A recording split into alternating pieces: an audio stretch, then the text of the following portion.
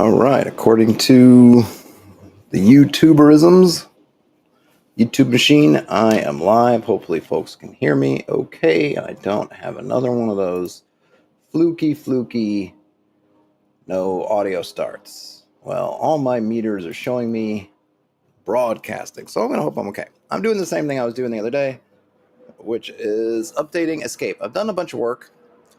I keep kind of updating a few things, which causes some of the style stuff to kind of go out of whack.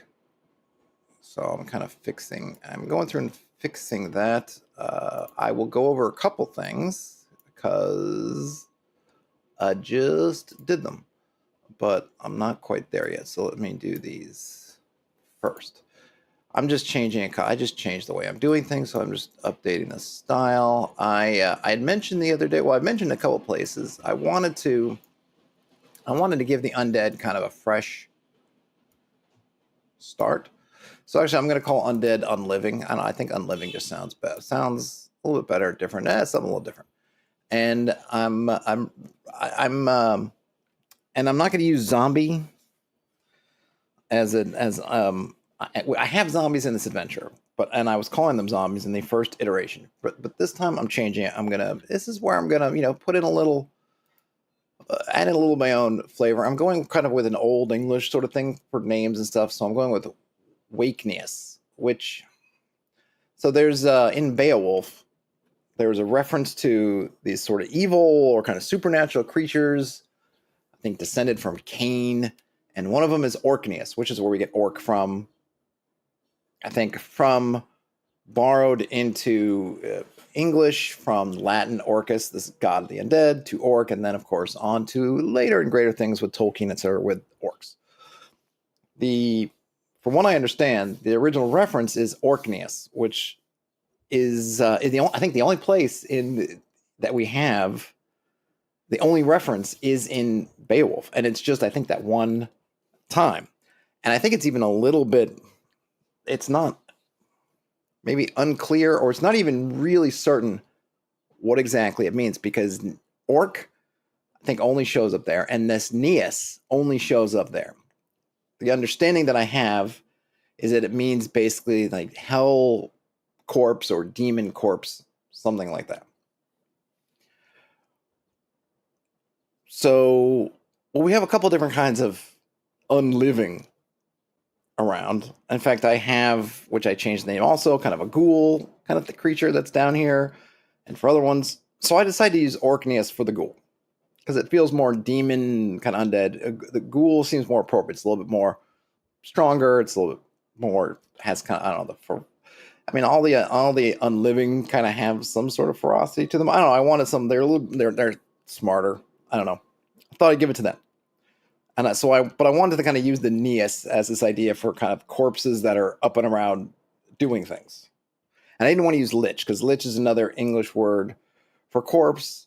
There's some locations in the UK. I think there's one called Lichgate, which is from that, like where you would bring the corpses into the cemetery. They'd go through the Lich Gate. So it's basically literally like the corpse gate. But I want to save that for maybe something stronger, because lich just has such a I guess there's a really strong cultural thing for liches. So if I'm going to use the word lich, I kind of want to use it for something different. And I was thinking like, oh, it could go like orc lich. And it's like, this it didn't sound good. That kind of ear sound. But Wakeness, I kind of went with wake, which it is a word, or it is a kind of it's basically awoken, like waken, right? So it's basically an awoken corpse, which to me made good sense for a zombie type. And one of the reasons I wanted to kind of go my own way with naming is I just think sometimes that rather than try to, and I'm not doing anything, this is one situation where I'm not doing anything against the grain, really. But I want to have the ability to do things a little bit differently and not be going against expectations of people hear zombie and think there's, have attachments or certain ideas in their brain when you hear zombie. Instead, I can kind of wipe the slate somewhat clean, though. I feel like I say that, but at the same time, there's probably a large part of it where if I'm trying to describe them and it's not coming across, I might say they're kind of like zombies. Right? I could see, and I've done that before. I'm describing them and someone's kind of looking at me like, oh, and then I'm kind of trying to keep the game moving. So I'm like, think of a zombie. But what I can say is they're not necessarily zombies as you may think in terms of existing D&D or franchises, but they're kind of like zombies. So I get a little more freedom to kind of go my own way with the lore and whatnot. So that stuff I did yesterday, where I was kind of hunting through and um, finding references. And I did create. Oh, well, there's a, and I think I might have mentioned this. Was it yesterday? I think it was the day before yesterday. When I was working on this live, I did do work yesterday, but I just didn't have a chance to get online. What else did I do as I'm going through and looking? Let's see. Let me think a moment. I split those up in hours. Oh yeah, I did do some. Yeah, so I decided to put all the stats kind of up front. One of the things I'm really enjoying with my system is that stat blocks, unless you got a lot going on, are really short and sweet. They don't have a lot going on for the most part. You know, the cultists are all 1 HD. There's nothing really to them. They're there. They'll have weapons, which I'll list, but the weapons, because you're just kind of rolling HD for damage. I'm probably going to have some options for adding, if you want to do some kind of more weapon effects, because I do like it, and I do like, there being reasons to pick one weapon over another. But for the moment, I just went with, I mean, if I add it in, you'll be able to use it with this, obviously. But, for the moment, I'm just kind of keeping that. So that's it. Other than their leader, they're all normal folk. They're just cultists. So one hero die or one hazard die. So roll 1 die in combat. They need 6s to hit anything. They're not kind of by design. They are. I mean, if you don't have a warrior, then they have the same chance of hitting as you do. But these are, they're folk. They're minions. They're mooks. They're not. Nothing really going on with them. I have the giant centipedes, which are also 1 hit die. They do have a bite, which can paralyze. I'm gonna just paralyze. And then I've got my zombies, which I do. Or I'm sorry, this is the ghoul type, which is actually a little bit. They're more powerful. They're kind of a shapeshifter. And here's where I'm still mucking around this a little bit, but I have this. I decided to do. I had an epiphany yesterday, I guess, and the epiphany was this yesterday? Yeah, I think it was yesterday. The epiphany was, okay, so you have a creature, and what a lot of people seem to like are these tables that will tell you, oh, you have this creature, and then roll on the table to see what they do, and then roll on the table to see, roll on the table to see what action they take, or attack, basically, because I don't think it has things like run away or anything. It's basically if they're attacking, how are they attacking, or maybe some other special ability. But it's usually, I think when I've seen those tables, someone can correct me if I'm wrong, but they're kind of combat oriented. I think outside of combat, you the referee or probably can come up with stuff. But in combat, like, oh, this thing might have 6 or 7 different things it can do. I think Forbidden Lands has this. Where's my Forbidden Lands book? Can I come find it? Is it around? Let me see. If I can find Forbidden Lands, I will open. Right. So does that sound familiar? I think it sounds familiar, right? So you would roll on a table. I think maybe the Monster Overhaul that I've only kind of flipped through might have it as well. Okay, let's see. So I did find my.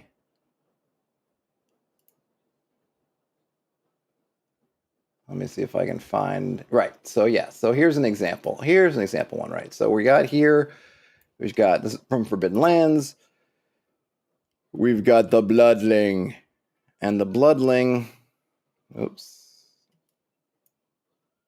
has all, I don't like using the middle scroll to scroll, especially when, I don't know. Anyway, see, I forgot to undo it, and it's got that kind of opposite. There we go. Okay, so you see this Bloodwing, Bloodling, whatever it is, it's got these different attacks, right? So you would You roll to see which attack it does, then you would roll to do the attack. And it's cool. I think people like this. My idea was that, okay, well, what if we did that with just one roll, where we just roll and then you'd see what happens? And that's what I'm doing, for example, with this Orkneys. So you have 4 hit dice, and I'm going to change this number for reasons you'll see in a minute. It's 4 hit dice, and you just roll your hit dice. If you roll 1, it just tries to grab you and then paralyze. I probably will change. I feel like there's too much stuff in this dungeon. It's just paralyze, but we'll leave it there for right now. And paralyze. Okay. If it rolls 2, it then bites you. And once it's bitten you, it can kind of mimic you, which would only really be that's a factor for later, right? So if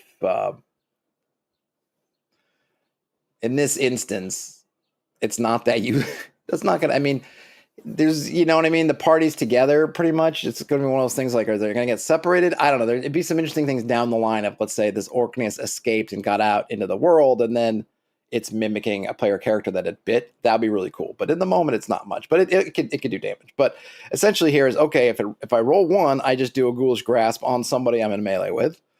If I roll a 2, I do the Mimic Bite. And if I rolled 4, I could maybe do a bite into grass. You know, I can, if I roll more than I need, then I can maybe do more than 1.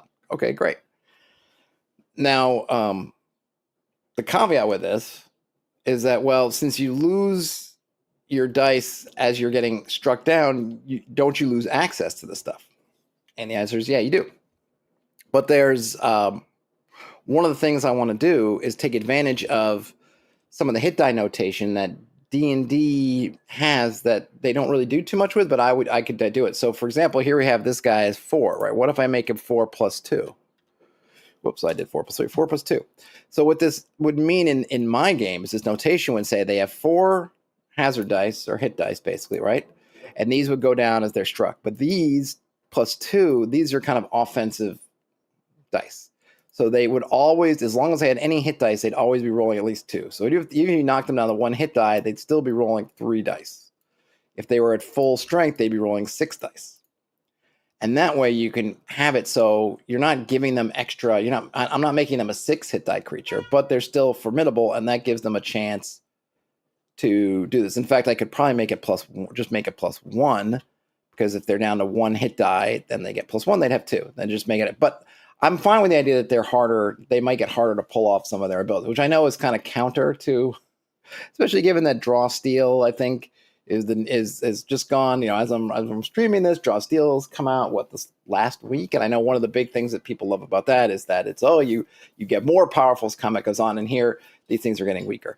But there's a couple other things I was thinking that creatures of a certain size, a power level, can have like a bloodied type situation. Whereas when they're bloodied, they can do like a roll that gives them, they can do all their dice again. Not permanently, but okay, they can roll a dice. So for example, you knock this shapeshift down to 2 on that attack after you've knocked it down to 2 or 1 hazard die or hit die, then it can do this kind of bloody thing where it rolls all its dice. What you can also do is, one, if you want to always have access to certain attacks, you can do what I did. Say, I'm going to give it plus 1. That way it always has the chance of hitting something. It just gets harder to hit.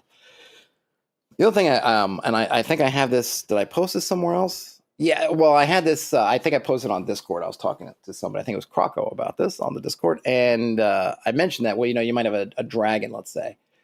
And so the dragon, you can say, is 8 hit dice. But maybe you say it's 8 hit dice plus 2 when it's flying. So that when you have the dragon in the air, it gets 2 extra hit dice, which one just makes it super just stronger in the air, which gives you it's probably a good indicator that maybe you want to keep the dragon in the air as opposed to landing it where everybody can just take pot shots at it. But regardless of that, hey, it's got those extra hit dice when it's in the air. That also means that if it's getting low, let's say you say, okay, I'm going to make its breath trigger on, say, 4 boons. That's what I call successes when rolling dice. 4 boons, it's going to do this dragon's breath. Well, and then you're knocking it down. Hey, it can't breathe anymore. But let's say I do it 8, maybe make it +3 in the air, that means it gives it a reason that, oh my God, it's low.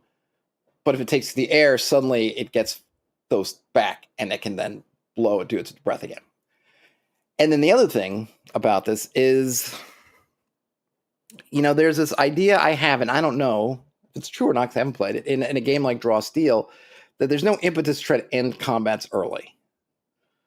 I mean, you want to be efficient, right? But you don't necessarily want to shortcut things because you're gaining. I mean, I have only the vaguest ideas how this stuff works. I read some of the playtest stuff a while back, but frankly, I don't recall all that much. But you're building up these resources. You're doing stuff as you're going along. So one of my questions was in a kind of a yield OSR type game, is that kind of a avoidance, or can I get them to retreat, surrender? I know you get victories for doing it, so there's probably a reason still, because you get that victory, you get to keep going. And I kind of like that part. I do like, and I can see borrowing that as, hey, this kind of victory is giving you a momentum kind of thing to like, ooh, do we, if we rest, we'll heal up, but we'll lose momentum. But if we keep going, we can take advantage of that momentum.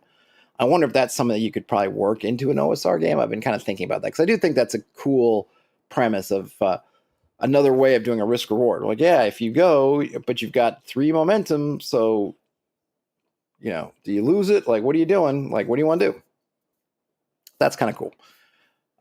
But I just got this feeling that would you ever want, and I guess the other part of it is there are 2 reasons I kind of think this way. Is one, if you're building up resources, and I don't know if these resources carry over or not. If I'm the tactician and I'm building up, I forget whatever the tactician's resource is, when combat's over, do I bank that for the next one, or do they go away? If they go away, then there's probably no reason for me to keep going. But if they don't, there is. And the other thing is, this is a player, I generally want to unleash my most badass abilities. In your yield D&D type game, that you might call it kind of a Nova effect would happen in the first round, because that's when you have as much resources as you're going to have. Your highest level spells, whatever you've got, that's at the beginning of the combat. That's when you've got it. Down later in the combat, you've tended to have used those up, right? Well, in Draw Steel, you might have to wait 3 or 4, 5 rounds. I don't know, whatever. I'm just talking generically to get to your final abilities. So, you don't want to. So, for me, just the way I like it, I would rather, just where I am now, I'd rather get through a bunch of content and do stuff than sit for an hour in one combat. That's just unless I was super in love with the combat and made something a Draw Steel, I might play it. I enjoyed 5th or 4th edition back in the day. I am curious to try out Draw Steel to see what they fixed about it, but I just feel like my inclination is I don't want to be in combat for an hour. I'd rather have 3 combats in an hour or 4 and do some other stuff than be in combat for an hour. So the idea that these creatures might want to go Nova in the early and then kind of get weaker is not necessarily even a bad thing to me, because that's going to force the combats to be shorter. And that if I'm playing it as a GM, I'm not going to feel bad for kind of doing if you're rolling the dice, you're using this system, which is roll. Then one of the nice things is it's out of your hands, so to speak. If you just read the dice, well, I rolled really good, really well, so yeah, this is what happens. Or I didn't roll well, so they're going to do something else, or nothing. I mean, you could even have a nothing maneuver, I suppose, if you wanted to. If you wanted to borrow the hey, there's no nothing result, you could even play around with, well, if they roll nothing, then they do this thing instead. But it definitely, I think, helps you. I guess the thing is, I think it does, by having these resources kind of draw down as you're going along, and having maybe a momentary burst, like at a bloodied condition, or you could even maybe like a death's door condition, like, oh, they're at 1 hit die, it's like blah, and they just go all out again. Or you could have both. Then it gives them a reason to back away. Hey, this dragon, it's too tired or whatever. It's too beaten up. It's having trouble. It can't get that breath. It's out of it. So what does it do? It should fly away. Go to live another day. If you find yourself if you find that you're playing the monster in this kind of system, and it is out of cool stuff to do, meaningful, it can only just start to just try to scrap, and maybe it's time for the thing to get out of dodge, surrender, run away, blow itself. You know what I mean? It's time to kind of end it. So I'm okay. I'm okay with that. But I do think powerful monsters will have something where they maybe not get dice back, but that they might get a way to kind of get a like a it's gonna hit you again. But it would be the tougher monsters. Maybe I think because I like that heroic at kind of 4th level and 8th level sort of superheroic. So probably something that the Orkneys at 4th because it's 4. It's a heroic monster. Will get like the bloodied thing. Maybe at 8th level it'll get bloodied and like a dying kind of thing. If it's down to 1, then that will be something like that, or 2, something like that. If it gets down to half and then it gets down to 1 or 2, like it gets a couple of things. Kind of like when you have your sort of, I don't know, what were the, not layer actions, what's the other one? Like legendary, whatever that D&D would have. But I'd want to have it pretty systematic. And it wouldn't be for all creatures. Your kind of humanoid types will just fight as humanoid types. But your special creatures might have some special stuff. One of them I liked, it's in the other file because it's in the wilderness area, is I gave these hippogriffs that I have. One of the things that they roll, they grab somebody and fly and start flying off, which I think is just cool. And again, I don't have to think about like, am I being unfair by doing, like, no, I'm not. I'm doing it. They're doing it. Hey, Croco. They're just doing it. And it's a die rolling thing. So, and it means you could roll your dice out in the open if you want to. Like, okay, this guy shows up and he's 4 hit dice. So the way the system works is that he's got +2 to all his dice. So he's going to have a pretty good chance of hitting something, or even more than one thing. So that's what I've got there. I'm thinking if there's anything else. I think I wanted this to be like that.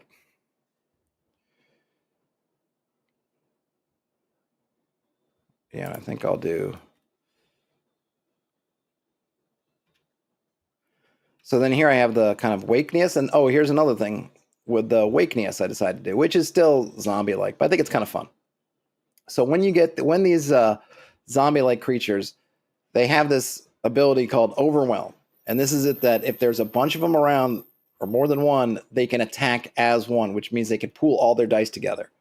Which means that, so what I did is I gave them, they have 2 hit dice, and they just have, if they roll 1 or 2, they just do claw, like, whatever, scratching, clawing at you.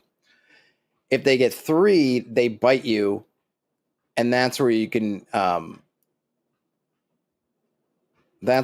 get the wasting sickness. Okay.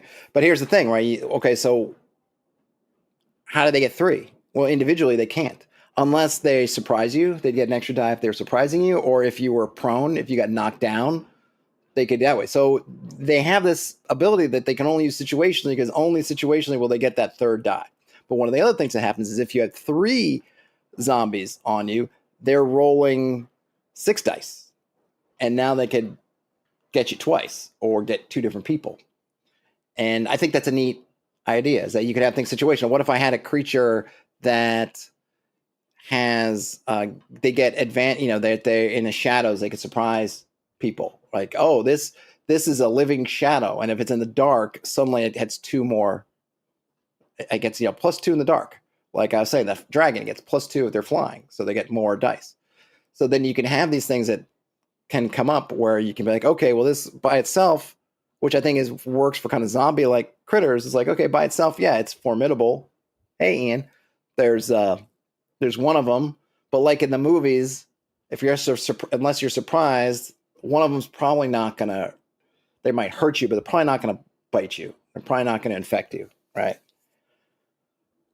But now there's 2, and now they do the thing where they kind of, and that's when suddenly you're like, I'm bit.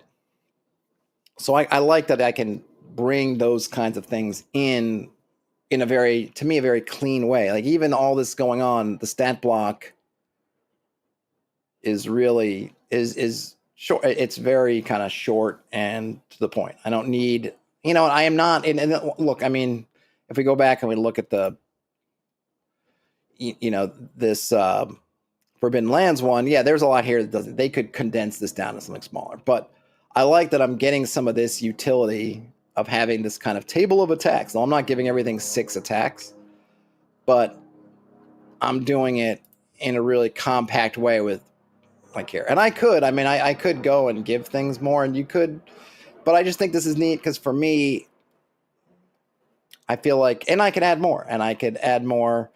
I could add more. I could add bonuses. I could do all kinds of things to get more dice if I want to. But for this simple kind of creature, I'm fine with that. And then I just drew up the horse and the dog ones. That were kind of similar ones where they all had the bites. Yeah, I'm gonna take out that verbiage from here because I'm putting it elsewhere.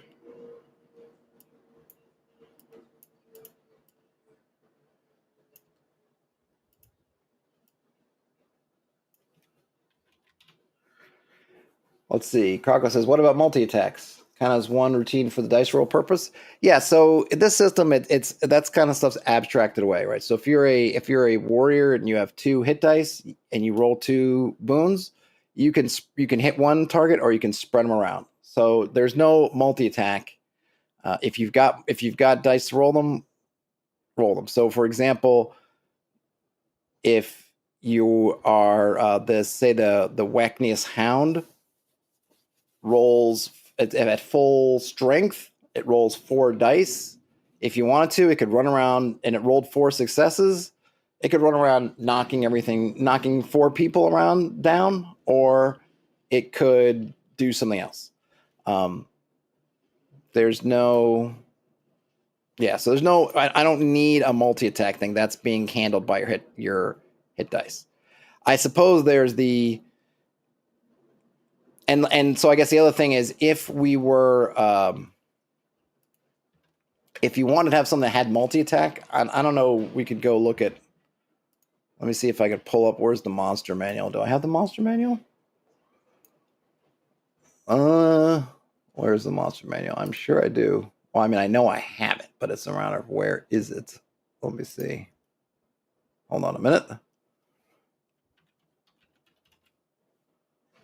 Here we go. Oh yeah, because I was looking at treasure numbers. Oh, Vrock's having 5 attacks. Yeah, so if we go and we look at, well, we can go look at a Vrock or something. Where is it? Is it under Demons Vrock? I imagine.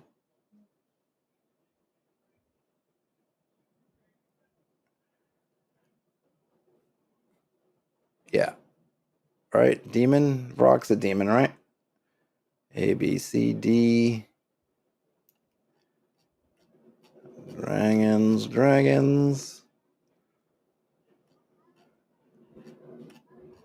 All right, let's keep going. Yeah, more dragons. Dogs, T-Rexes for dinosaurs. We're getting there. Let's see.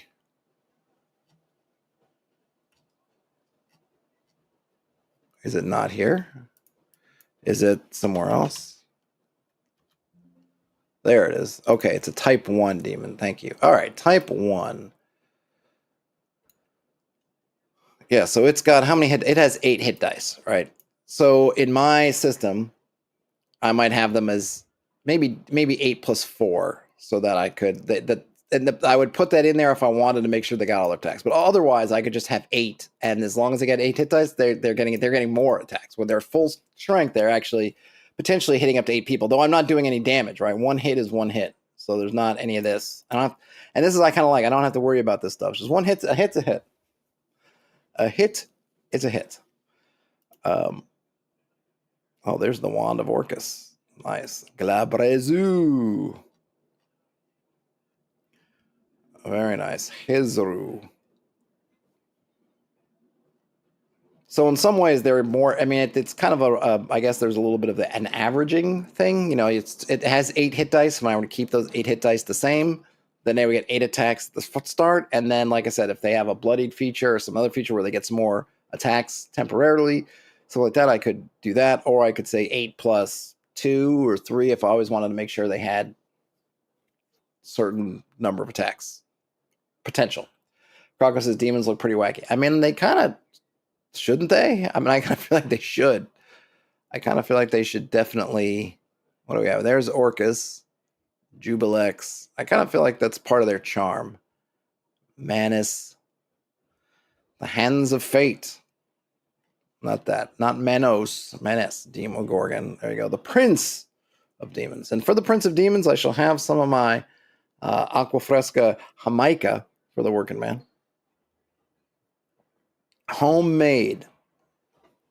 Well, you know, who's going to hang around long enough to get them to do a nice pose? Like, you're taking that snapshot in your mind's eye as the artist, and you are getting the heck out of Dodge and hoping to get back to your studio before you were smoted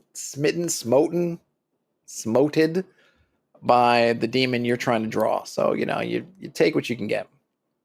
I do like his hand coming out of the shadow. Hey, Terrence knows Manos. If you know Manos, you know. Nalfeshni. That's right. Hands of Fate. That was. Yeah. I mean, you look up the. I mean, I think the only reason people know that film at all is because of. What's the show? MST3K. So go look it up. It's a sad story because the one guy took they unalived themselves. I don't think it because of the movie, but I just wasn't not some tragedy around the movie, but it's pretty bad. And the commentary from the MST3K team on that one is pretty darn funny. So that's what I've got on these. I think I'm fairly close. I'm sure there'll be other stuff that I'll have to check on the Torgo. Yeah, Torgo with his inflated knees. Bad scene, but I feel pretty good about where I am on the updates here. Do I have to fix anything up here? Well, Orcus. No. Yeah, I might need to come up with something different for I don't want everybody paralyzing. So that I'm done. So then let's see. I think I went through and did all the wilderness stuff. I think, or I did kind of similar things. See, this is the basilisk petrifies. I got a lot of these things that are petrification, bleeblation. I like the hippogriff grabbing things and potentially flying away with them as something fun to do. I thought there was an older movie with the same title. Well, Manos is kind of, I mean, it's not old. It's not, Birth of a Nation old, but I think it's from the mid to late 60s. So it's not exactly new. Let's see. Was there anything from here I want to talk about? Oh yeah, I gotta do. There was there's some treasure. A couple things of treasure. I'm changing scrolls because I don't have a set spells in this one. But I was thinking about this. Let me go to the appendices. So I came up with a necromancy school because in the original version, the bad guy in the keep, Hrothmol, was basically an evil cleric. And I don't have a cleric per se in the game at the moment. I could add it in, but I don't have one at the moment. So I could have just made him a fighter. But he's doing rituals and stuff. That's what he's doing over there. And so I wanted to kind of lean into that. And since the ritual's all about creating unliving creatures, I thought I would lean into that and make him a necromancer instead.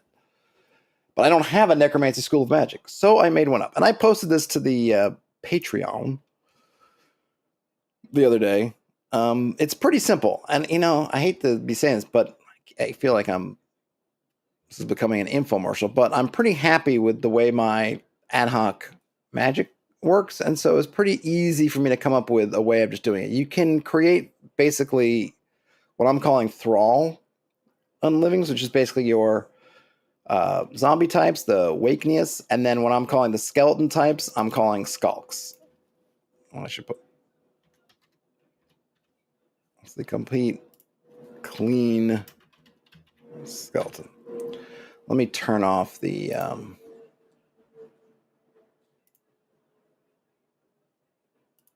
I'm not actually using it with this file anyway. Okay. So basically, all I do here is, this is how it works in the player's guide with these different magic schools. I basically just go through and give you, hey, what does this thing do? Then what I call the fast is basically when you're adding up how strong a spell it's going to take to do the thing you want to do. You kind of add it all up, and then you roll dice, and you see what happens, right? So I kind of do the same thing. So you're going to add up all the creature types. So if you're just converting humans, if you're just trying to do one human, that would be a magnitude of 1. If it's trying to do 3, that would be 3 humans, would be 3 magnitude. But if you're trying to do, I don't know, an ogre, let's say an ogre had 3 hit dice, you're trying to raise an ogre skulk, then that one ogre would be 3. Kind of do it. If there's so I probably should make this more clear. You can't. My idea here is you cannot. Well, I don't know. Maybe I'll just leave it that you can create sentient or sapient unliving. Sentient unliving are like. So I'm using sentient and sapient. Sapient have essentially like a person. They have emotions and stuff, but they also have kind of thinking. They're fully intelligent in the way person is fully intelligent. In the way that we think about kind of human intelligence, which in the real world is kind of all we have, right? In terms of reason and all that stuff. That's a sapient one. So that's in terms of unliving, your undead types, that would be your vampires and things like that are truly have all their liches, things like that. They have full awareness and everything. Then there's the ones that are sentient. That is where I'd put your ghouls and whatnot. It's like, yeah, they're kind of, they definitely have awareness and things, but I don't know that I would consider your regular ghoul to have. A ghoul can't really stop itself from, like, a vampire can choose to do, has the full thing of like, no, I'm going to feed there, no, I'm going to do these different things. Whereas a ghoul, I think, is still in a little bit of an animalistic. They have this hunger and they're trying to fulfill the hunger, but they're not mindless, right? That would be the kind of sentient part. So I make this distinction between the thralls, which have just they're just taking commands and doing whatever you tell them to. And then these other ones that have these are more not just autonomous, but more, independent and like that. So that's how I'm kind of using those terms. And then you can also try to take over somebody else's. If you were to run across somebody else's undead, you could try to or pre-existing, maybe is the word. You try to do that. And do that. And then I just kind of have a bit here when you're casting, you give them a command, an initial command as part of the ritual, and then as long as your spell's in effect, you can give them different commands. But once the spell duration passes, they're going to follow your original command, whatever command that's been imprinted on, they're going to follow. But then if you want to give them something else. So for example, let's say you tell these skeletons, guard this room. In your infinite wisdom, you as the necromancer say, you skeletons, you skulks, you shall guard this room. Don't let anybody in. And you think, oh, this is great. And you leave, you come back a month later, and you want to go in the room. Well, your skeletons are going to attack you because you told them to guard the room. And, you left. So and the spell has expired. So if you go in the room, they're going to attack you. Because that's what you told them to guard the room. Don't let anybody in. If you want to edit yourself out, you'd have to remember when you're casting a spell to say, guard anybody in the room who isn't me.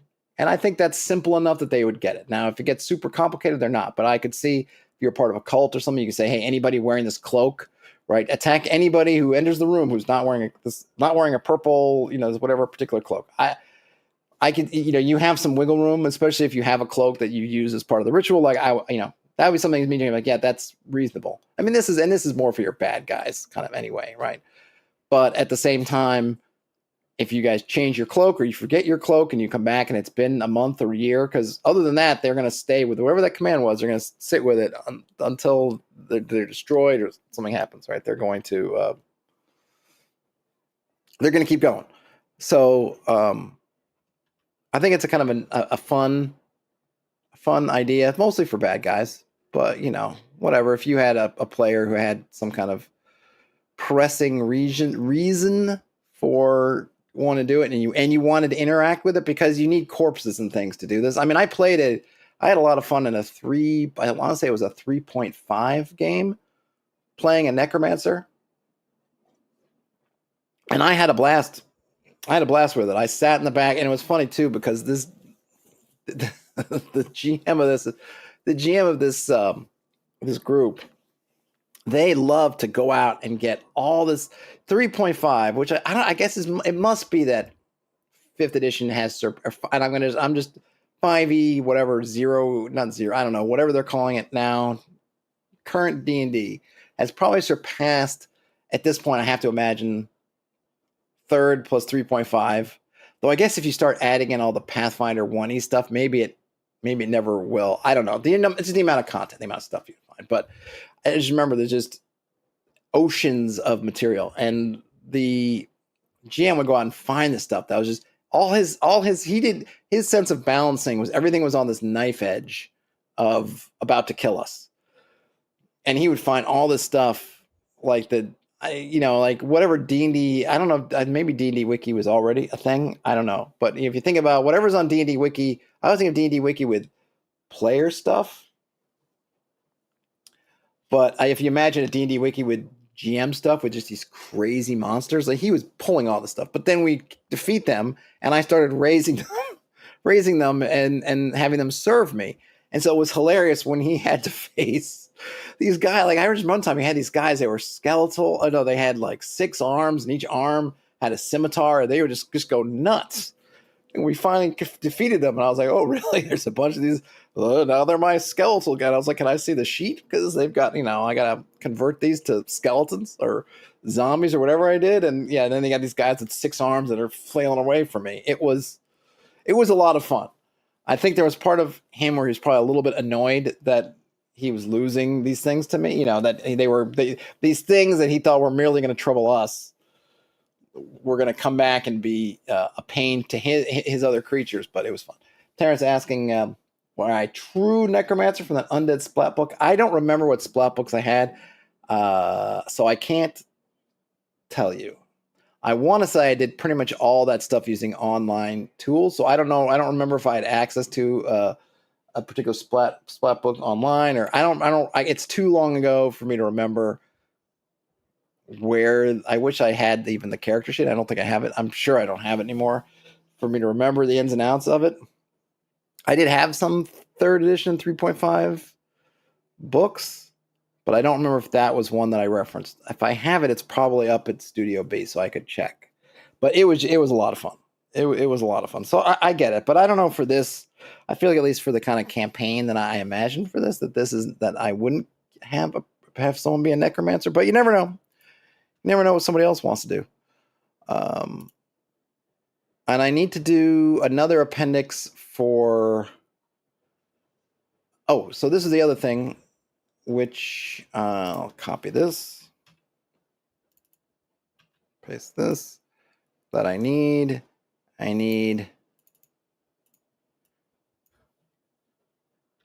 So I was thinking about... So a couple things I was thinking about.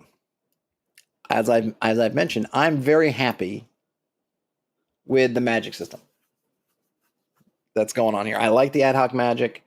I just find it fun to use. I think it engages people's creativity. It engages with the space. You're always trying to get dice. You're always trying to figure out how to make spellcasting easier, because especially at low levels, you're going to want to do something that's probably going to cost you more dice than you have. And how do you do more? Using rituals, finding connections between stuff, like all this stuff, to like engaging with the space, engaging with your other party members. I like all that. But I do like the idea of having spells as a sort of formula. So what I'm thinking about doing is having kind of an alchemy type situation, which would be where your scrolls, because I was thinking like, well, what about scrolls and potions? That like, who is creating scrolls and potions and whatnot? Like, cause I'm not a fan of, say, potions of healing and things like that. I just don't like it. But I could see making potions different sorts. And when I rolled up, or I forget if I picked or rolled up random treasure for this, some of the treasure that exists right there is, at least there's one potion. I think there's a scroll, and I think, well, what do I do with them? I just get rid of them? Do I replace them with somebody else? Or do I think about what I want to do with scrolls? So I was thinking about what scrolls,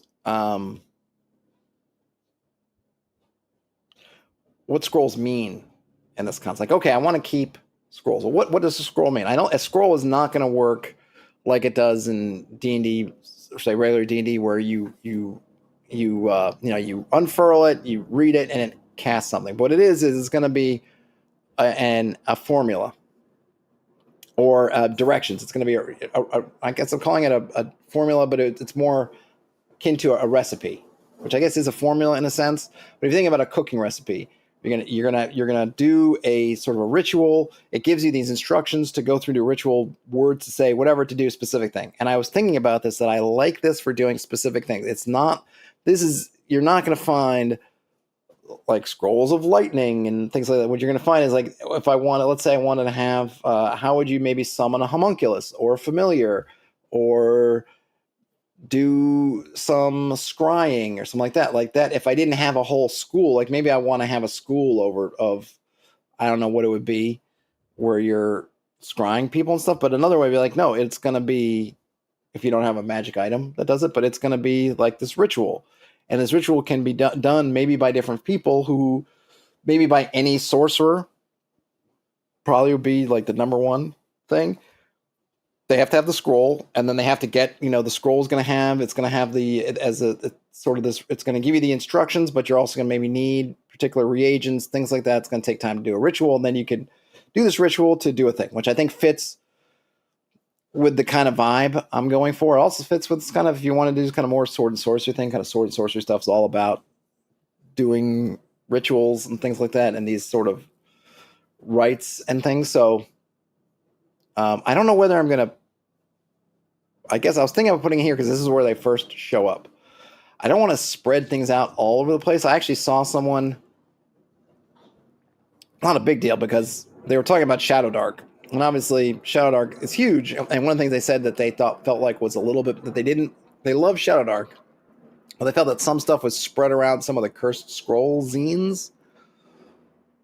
And they maybe thought it should have been in the core books. And I'm wondering if it should be in the core books, but I think if I put it here. So I was gonna talk about, gonna do a thing on alchemy, and basically having some kind of ritual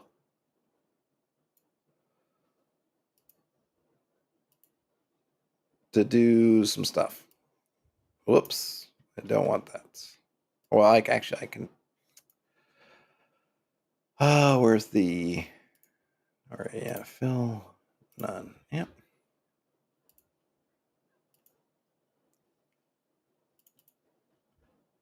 Yep. There we go. Okay, good. It's not anything goofy, is it? Nope. All right, good. So I was thinking of the idea of having scrolls be these kind of alchemical formula.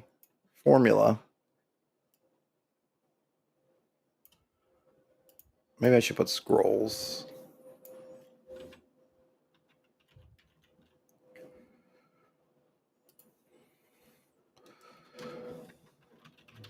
There are, and I noticed that they have ESP. Their scroll, I think for some reason I got both a scroll of ESP, I think, and a potion of ESP. Maybe we'll replace them. I like the idea of maybe having one be of seeing, where it'll give you not the thoughts, but the more of a scrying type situation. So maybe a scroll of sight or something. There are two. I think there's two. Is it bold again? Why are you bolding me? Let me make sure. Let me just go check. I think. Let's see. There's a yeah. So there's a. So I got yeah. See, I have to go through and let me write these down. So I have I've got.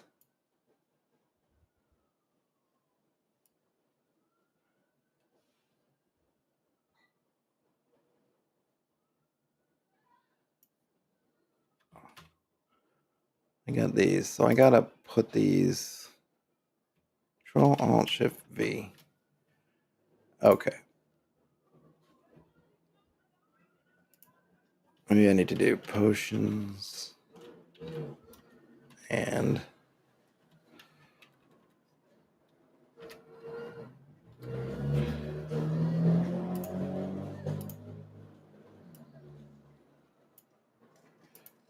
okay. So I've got there are several potions and scrolls located in, let's see, in treasure hoards. All right, right. So the wilderness one is Hexed.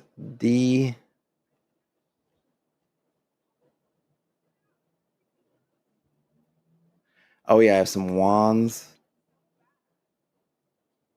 Yeah, see, these are things I just hadn't quite figured out what I was gonna do. What I'm gonna do with wands, and um, yeah, maybe I have to make it a more broad appendix entry. Like, yeah, I did call it B. Okay, but let's just do these for now. So there are several potions and scrolls located in treasure hoards.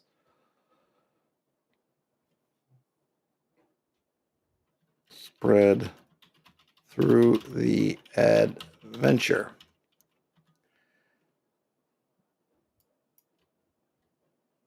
All right.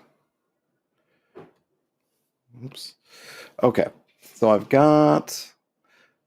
There's several potion scrolls located in treasure hoards. Spread through the adventure.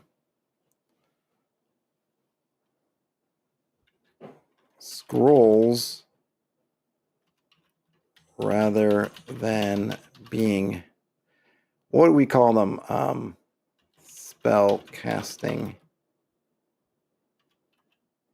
I think I'm gonna. Yeah, I think I'm gonna change it. All right, so let me do.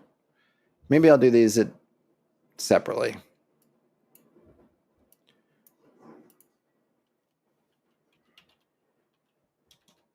I'm trying to think how to formulae.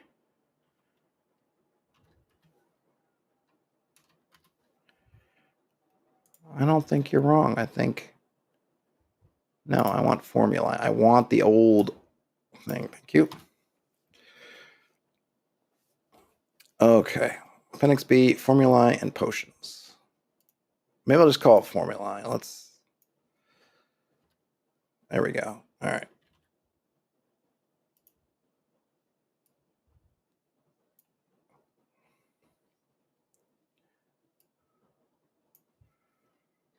Let me do a couple of turns. So we got formulae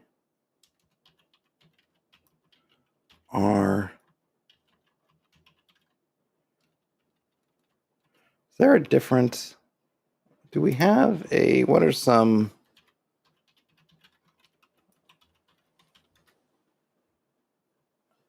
What are some synonyms for recipe? I got formulae already. Oh, formulae that instructions are good. Are in instructions. Formulae are instructions for. Oh, oops. alchemical rituals that produce magic effects.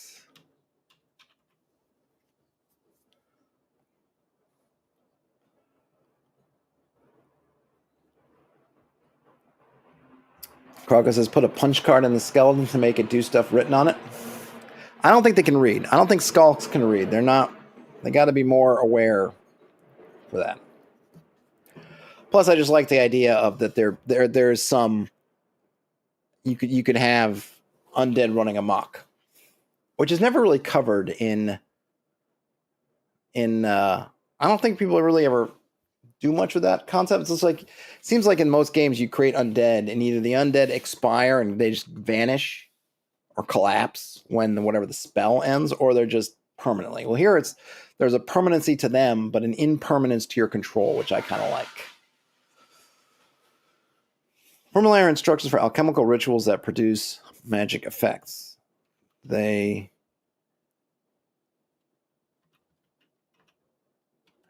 Terrence says, pretty sure that's how golems work. Do golems ever... So, Terrence, I'm not familiar enough with golem creation type stuff, because usually you're running into golems in dungeons and places where their creators are long gone kind of thing. But if you create a golem, does it at some point no longer recognize you as the creator? Because, I mean, maybe they do. I'd be interested to know. But it seems to me, my impulse is that they just don't talk about that. It's just because where you see golems, usually it's either they're like, they're the kind of constructs that are sort of semi-aware or aware. But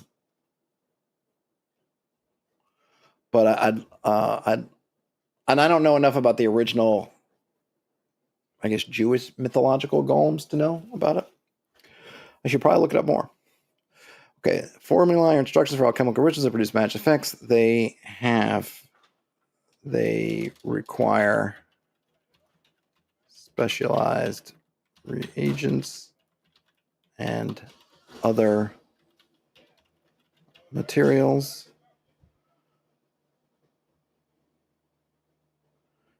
Specialized reagents and other materials. Performing a ritual requires time and access to the formula. Formulae cannot be memorized. I see. Terrence says that the mythology of golems. Okay, I was talking about more like golems in games, but that's cool. And I could see there be a formula for creating a golem, right? That would be something that maybe is a formula to do, as opposed to being a necromancer summoning undead. Formula instructions. Well, I guess I'll bold that. Why not, right? What? It says it's bold already. You were not bold. Or maybe you were bold. Never mind.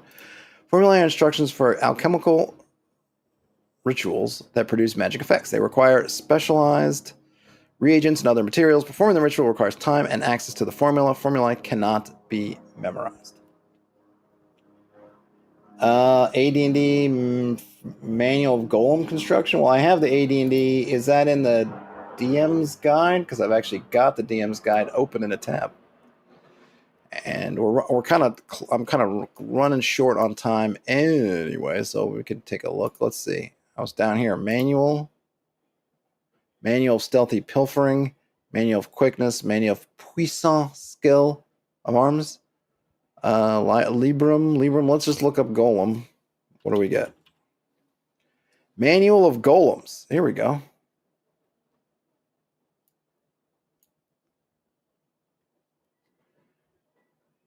Close that. Manual of Golems. This compilation is a treatise on the construction and animation of a golem. It contains all of the information and incantations necessary to make one of the 4 sorts of golems. It will take a considerable amount of time and be expensive as well to construct and animate the golem. During this period, a single magic user or cleric must have the manual at hand to study, and he or she must not be interrupted. The type of manual found is determined as noted below. All right, so the, oops, I shouldn't have. So you can see here, I was going to try to, can I, stop that.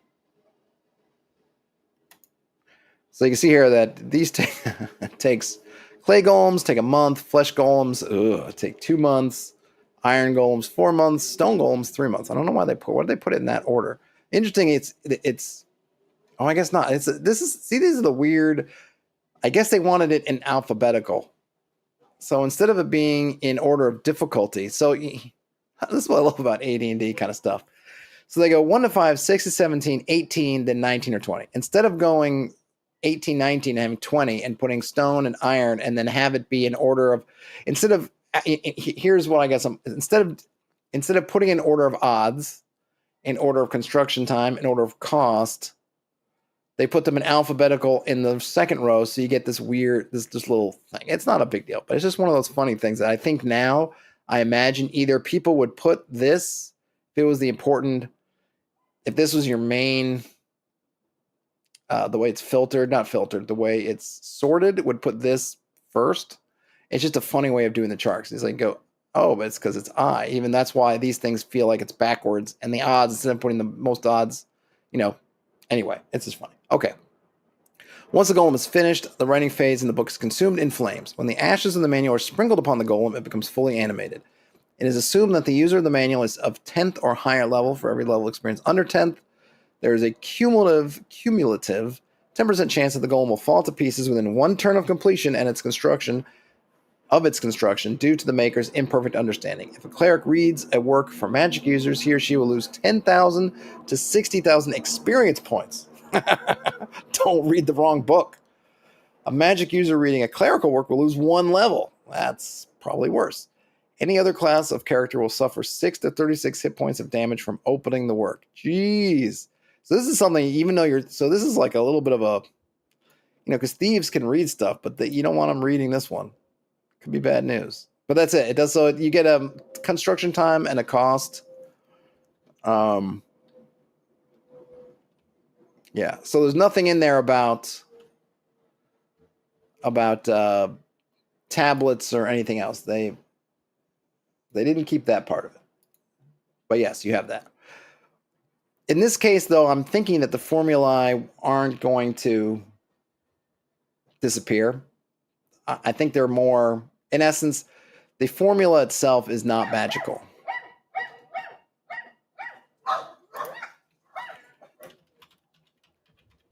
Maybe I should put that in. Hold on, I'll put that here. Are not in themselves magical, but the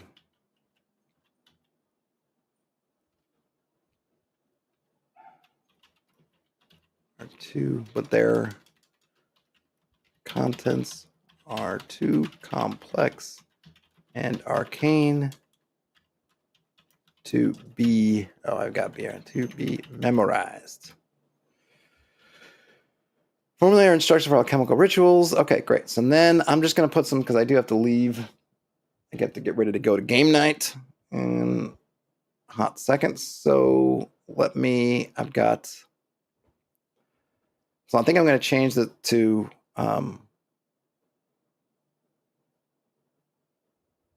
scrying.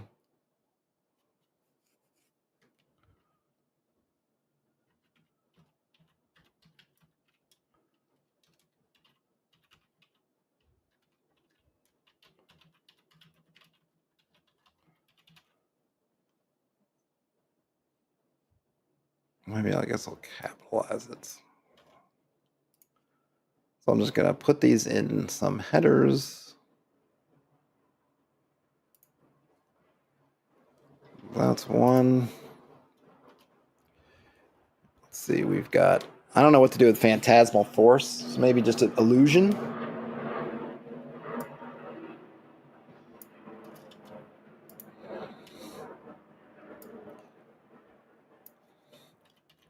I know I should put these in alphabetical order. I'll do that later. Let's see, I had a clairvoyance. Scrying and clairvoyance.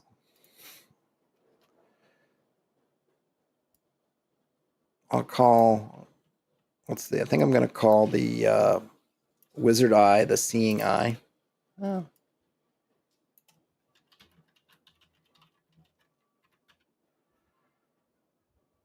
Ooh, ventriloquism. I'm not sure what to do with that one. I mean, I like it as a thing. I don't know what to call it.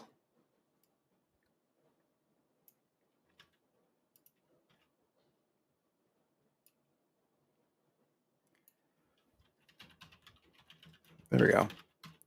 Formula of the disembodied voice.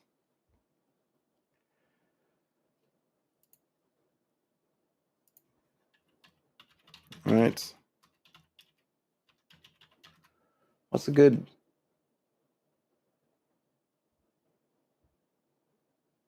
Cian... Oh, yeah. That works, too. Whoops. And then finally...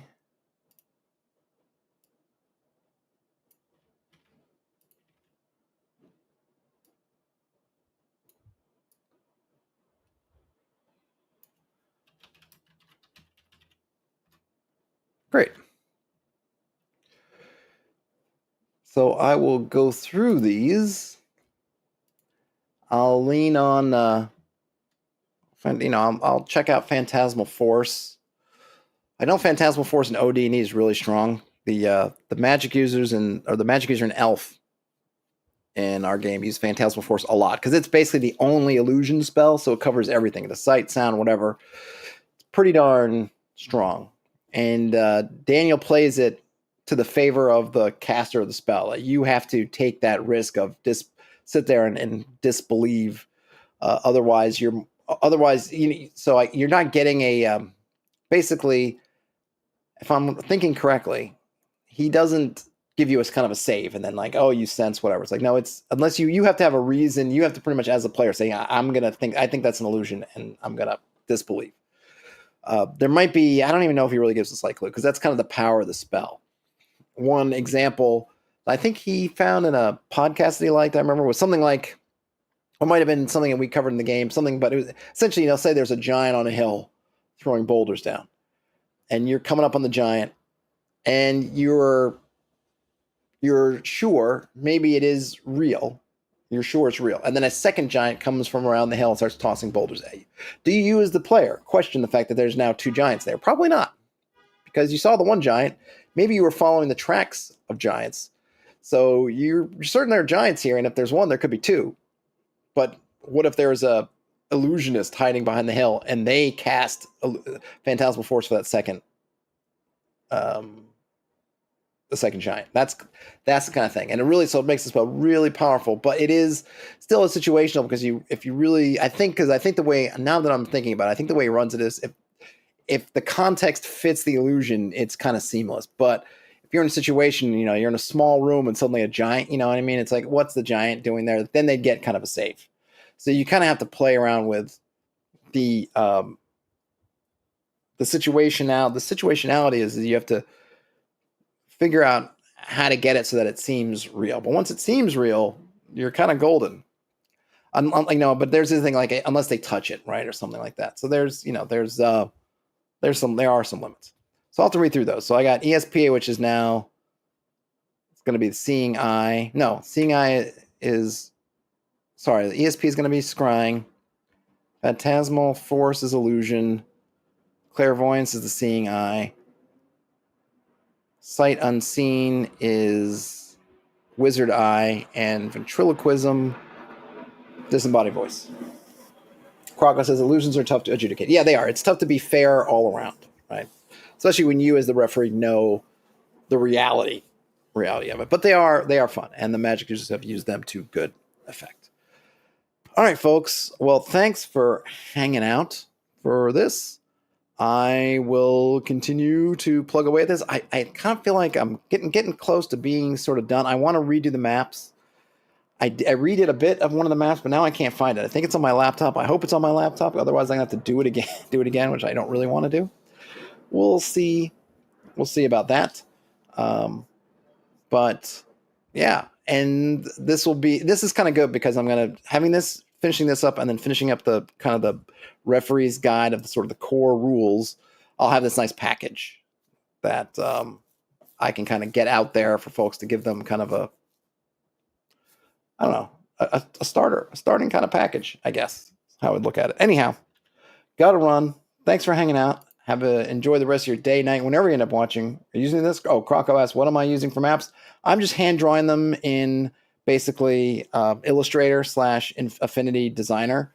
I use my iPad. I'll use my iPad sometimes to do more of the hand drawn stuff also, but I find that using the vectors is nice for being able to change things about them quickly and easily. But I basically make my own icons. It actually goes pretty quickly when you actually kind of dig into it. It's not hard to create it's really not very hard or time consuming to create basically all the icons you need. And then you just kind of drag them and drop them and then have kind of lay a grid, right? It's pretty easy, actually. I mean, it's a little bit time up front, but once you kind of have those things set, you can use those tools over and over again. All right, folks, that's all I got. Have a great rest of your day, night, whenever you end up watching or listening to this. Game on, everybody. Talk to you later. Bye now.